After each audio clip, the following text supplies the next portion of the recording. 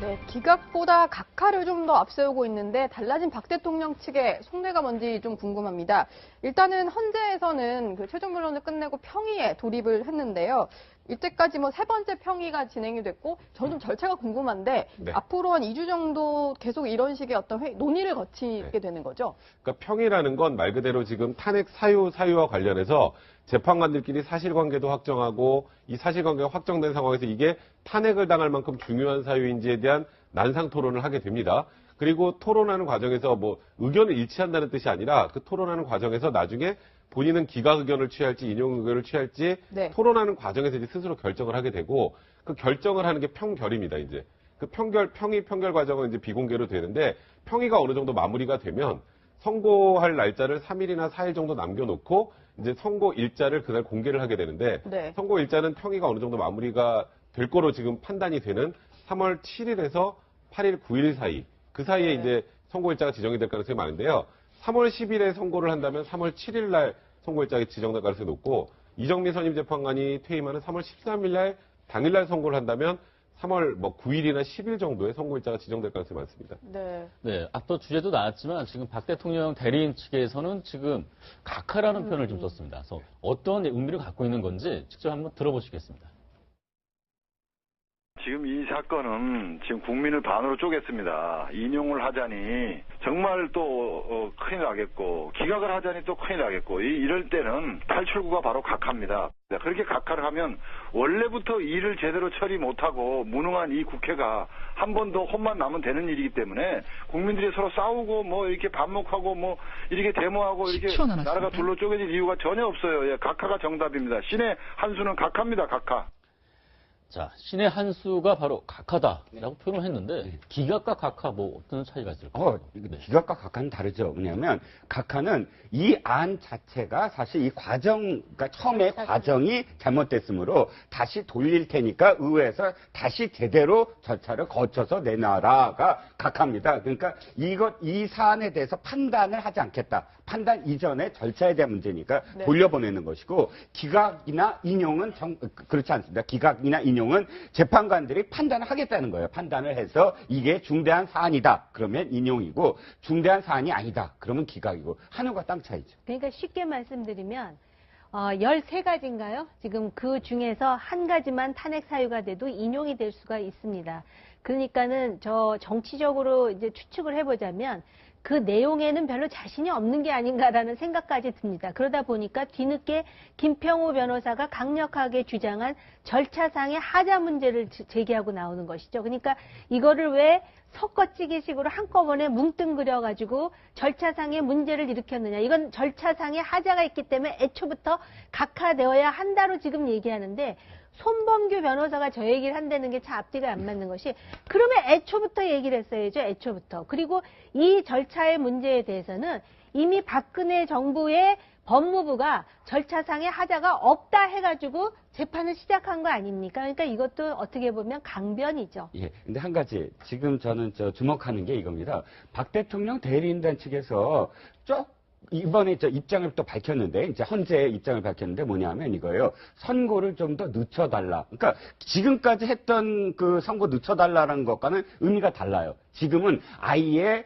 제대로 해달라. 제대로 해서 뭐 3월 13일 이정미 재판관의 퇴임이랑 상관없이 네. 제대로 평의도 하고 해서 어떤 시기도 상관없이 해달라라는 그런 주장이었는데 주장이 약간 바뀐 게 뭐냐면 이 평의를 그 3월 13일 퇴임 이전만 평의를 마치면 네. 그 퇴임 이후에도 선고를 할 수 있지 않느냐. 그러니까 13일에 꼭 맞춰서 13일 이전에 그 결정을 하지 말고 이후에도 하되 이전에 평의만 맞춰달라. 다르죠? 무조건 떼쓰는 듯한 분위기에서 그것이 아니고 굉장히 적법한 어떤 얘기를 하고 있어요. 그러니까 헌법상에 아까 지금 그 3월 13일까지만 이전에 네. 이정미 재판관이 평의만 참여하면 예. 선고는 13일 이후에 해도 되지 않느냐. 사실 맞잖아요. 그러니까 이 얘기는 이시훈 전 대법관이 그러니까 주도적으로 한 것 같아요. 이시훈 대법관은 네. 굉장히 존경받는 분이거든요. 그래서 입장이 조금 다르다.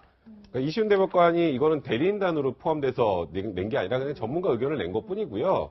그러니까 이렇습니다. 아까 13일 전에 평의를 마치면 이정미 재판관은 13일에 퇴임하지만 그 재판 의견에 본인의 사인만 못할 뿐이지 들어갈 수 있어요. 네. 그러니까 지금 이 얘기는 지금 이게 노무현 대통령 탄핵 때보다 훨씬 사안도 복잡하고 사유도 많으니 철저하게 하나하나 판단하고 해달라는 취지인데 그게 결국 헌재에서 받아들일 가능성은 거의 없는 상황인데 그렇게 하게 되면 13일이나 10일날 선고를 하게 되면 이거 봐라.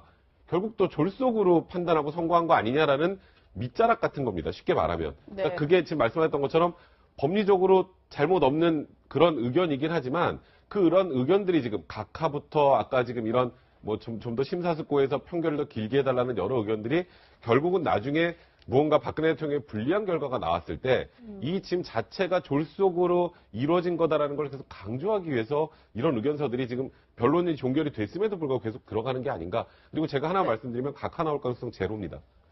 네, 일단 뭐 그렇게 얘기를 하셨는데 대리인단은 계속해서 각하가 답이다 이렇게 얘기를 하고 있고 그리고 뭐 지난 3.1절에도 촛불 집회, 태극기 집회가 엄청나게 모이면서 세대결 양상을 벌였는데 뭐 오늘도 역시 마찬가지고요. 지난 태극기 집회 때는 이제 보수층의 결집을 염두에 둔 것 같은 다양한 발언들이 나왔는데 박근혜 대통령을 약간 빙의한 듯한 뭐 성대모사를 하는 듯한 이런 발언까지 있었습니다. 한번 들어보시죠. 저는 20대 초반 어머니를 여의고 아버지를 도와 퍼스트 레이디 역할을 대행했을 때부터 청와대에 들어온 민원을 점검하고 담당 부서들이 잘 처리하고 있는지를 일일이 확인해야만 마음이 놓였으며 영세한 기업이나 어렵고 소외된 계층의 어려움을 조금이라도 덜어주는 것이 국가 발전에 이바지하는 것이라고 생각을 했습니다. 네, 지금 이제 한양대 김경애 교수가 읽은 건데 저게 이제 박 대통령이 헌재에 낸 마지막 이제 의견서 중에 한 구절을 본인이 직접 읽은 겁니다. 박 대통령처럼. 근데 사실은 지금 뭐 여론전, 촛불 민심 가지고 탄핵이 됐는데 잘못됐다 이렇게 얘기를 하면서 본인들은 사실 지금 와서 여론전하는 그런 모양새예요. 네.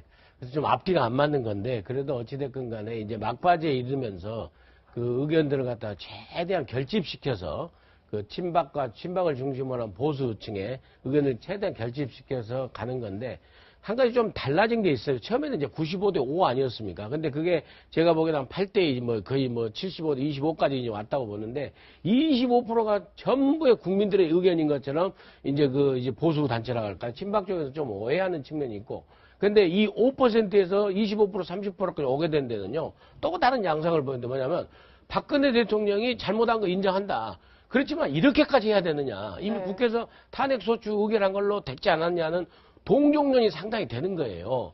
그 부분에 대해서 저분들이 계속해서 탄핵 이후까지를 염두에 두고 계속 여론전을 하는 게 아닌가. 저는 그렇게 봅니다. 네, 말씀하신 것처럼 오늘이 과연 탄핵 선고조 마지막 집회일까? 라해서 의구심이 많이 들고 있습니다. 탄핵 선고 이후에도 집회는 계속 될 것 같은 걱정이 드는데 어떻게 보십니까? 그런데 이제 많은 걱정 속에서도 그래도 큰 폭력이라든지 갈등의 어떤 그런 그 고조 없이 지금까지 이렇게 평화롭게 대체로 그 시위가 이루어졌다라는 거는 우리 국민들의 성숙성이다. 그래서 앞으로 탄핵이 지난 다음에 설사 시위가 있다 하더라도 이거 헌법상 권리 아닙니까?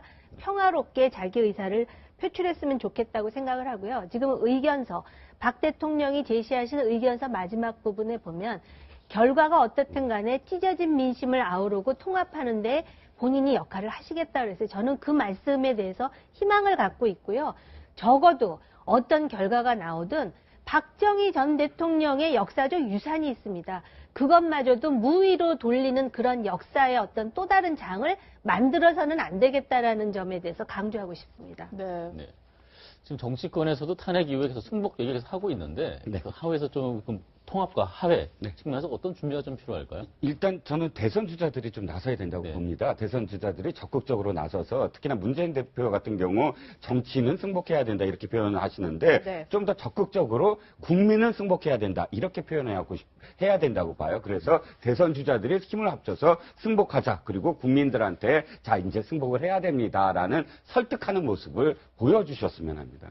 저도 생각할 때는 가장 먼저 중요한 게 승복이라고 봅니다. 그리고 대선 주자에 나서야 되는데 거기 좀 더 나가서 저 승복이 지금 되겠습니까? 그걸 제도적으로 할 수 있는 그게 5%든 30%든 그건 우리 국민들이기 때문에 저는 제도적 개선 그래서 저는 개헌을 카드를 가지고 승복하고 난 다음에 탄핵 결정 이후에 개헌 카드로서 국민 통합을 할 수 있는 그런 그 제안을 한번 저는 생각해 봅니다. 그 네. 승복해야 되는 게 아니고요. 나오면 그냥 승복하는 겁니다. 그거는 더 이상 의문의 여지가 재론의 없습니다. 여지가 없는 것이죠. 네. 네.